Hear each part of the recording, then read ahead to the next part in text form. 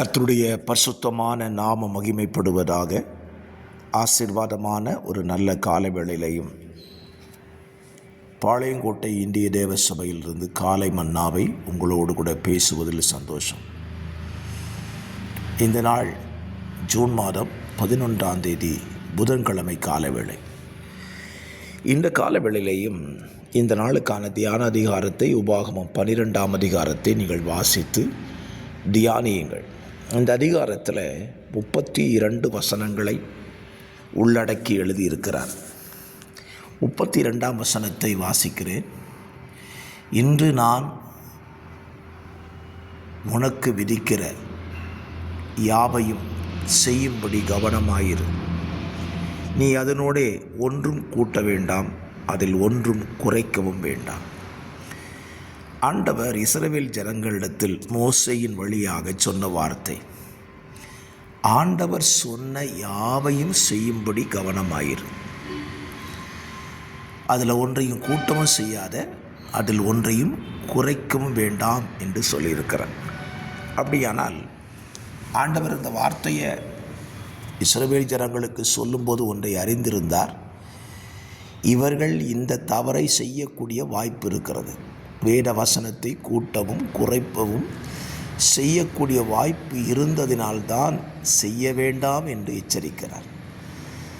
பொதுவாகவே நாம் ஒரு தவறை செய்ய மாட்டோம் என்று நம்பிக்கை இருக்குமானால் எச்சரிப்பு வராது.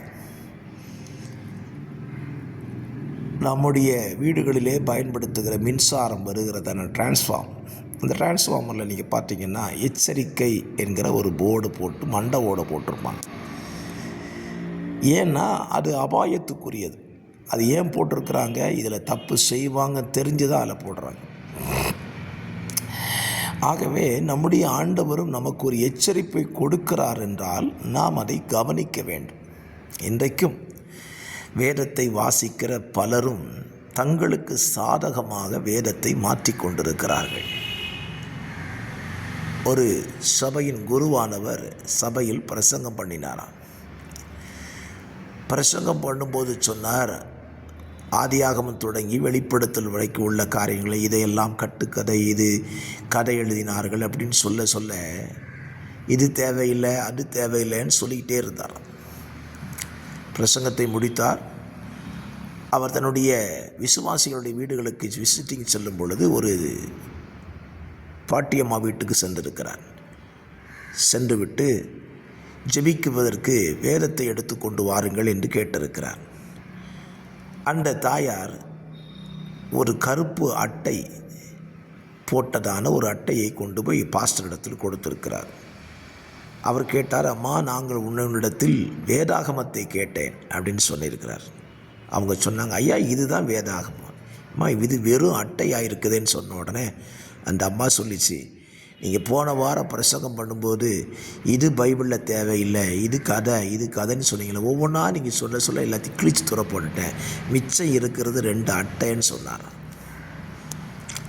பாருங்கள், இன்றைக்கி நம்மில் பலரும் இப்படி தான் இருக்கிறோம். பைபிளில் இது தேவையில்லை அது தேவையில்லை நம்மளாகவே ஒதுக்கிட்டு இருக்கிறோம்.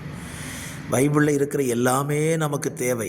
எல்லாவற்றையும் நாம் படிக்க வேண்டும், எல்லாவற்றையும் ஆராய வேண்டும், எல்லாவற்றிலேயும் நலமானதை தெரிந்து கொண்டு கடைபிடிக்க வேண்டும். இதில் ஒன்றை நம்ம தள்ளுபடி செய்கிறதுக்கு, ஒன்றை சேர்த்துக்கிறதுக்கு நமக்கு ரைட்ஸே கிடையாது. ஸ்தோத்திரம். ஒரு உதாரணம், இந்த அதிகாரத்தில் ஒரு உதாரணம் சொல்லுகிறேன். இரத்தத்தை மாம்சத்தோடு புசிக்கக்கூடாது. காரணம், இரத்தத்திலே மாம்சத்தினுடைய உயிர் இருக்கிறது என்று சொன்னார். இது ஆண்டவர் பிரமாணத்திலே வச்சிருக்கிறார். இன்றைக்கி எத்தனை பேர் இரத்தத்தை சாப்பிட்றாங்க தெரியுமா? அதுவும் ஆண்டவர் பிள்ளைன்னு சொல்லிக்கிட்டு இரத்தத்தை சாப்பிட்டா நல்லது, பொரிச்சு சாப்பிட்டா ரொம்ப உடலுக்கு நல்லதுன்னு சொல்லி ரத்தம் சாப்பிட்டுட்டு இருக்கிறாங்க. இந்த வசனத்தை கூட்டாதேன்னு சொல்லியிருக்கிறார்ல, நம்ம ஏன் கூட்டுறோம்? சாப்பிடக்கூடாதுன்னா சாப்பிடக்கூடாது.